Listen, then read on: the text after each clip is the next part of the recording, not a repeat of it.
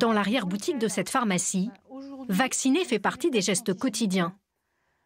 Au moment de la vaccination contre la grippe, nous avons également réalisé les vaccins contre la grippe dans ce local de confidentialité et on peut tout à fait envisager la vaccination contre le Covid-19 dans ce local de confidentialité sans problème. Comme l'ensemble des pharmaciens, Béatrice n'a pas l'autorisation d'injecter le vaccin contre le coronavirus. Selon elle, sa corporation ferait les frais d'une lutte d'influence entre professions. Bien évidemment, nous souhaitons pouvoir vacciner nos patients contre la Covid-19. Malheureusement, on est encore dans des postures corporatistes et qu'aujourd'hui, il faudrait dépasser ça et que l'intérêt collectif doit dépasser les postures corporatistes.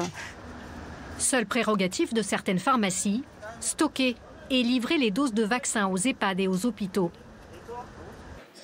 Les médecins généralistes, eux, pourront vacciner dans leur cabinet. Pour l'instant, faute de vaccin, ils se contentent de rassurer leurs patients. Aujourd'hui, la première personne à vacciner, c'est la reine d'Angleterre. La deuxième, c'est moi. Et la troisième, c'est vous. Bonjour. Le gouvernement veut s'appuyer sur les 52 000 généralistes du territoire pour vacciner en masse dans les cabinets. Mais pour atteindre cet objectif, il faudra d'abord répondre aux exigences de conservation du vaccin. On peut imaginer une validation par médecin généraliste de chaque patient vulnérable et pour lesquels la vaccination est recommandée. Et puis peut-être après une organisation avec les autres acteurs, les infirmières par exemple, puisque une contrainte technique du nouveau vaccin, c'est d'avoir un congélateur et d'utiliser très rapidement les flacons. Donc chaque médecin ne pourra pas le faire dans son propre cabinet, mais on peut s'organiser avec les acteurs du territoire.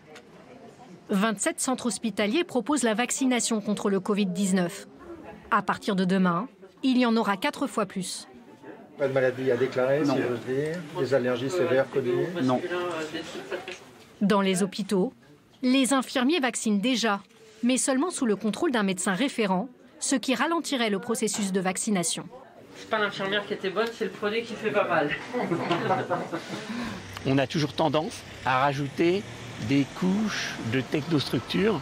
Lorsque on vous sort un guide de 68 pages pour vous expliquer comment faire une vaccination Covid, alors que chaque année on vaccine contre la grippe les personnes âgées, on pourrait éviter ce genre de lourdeur.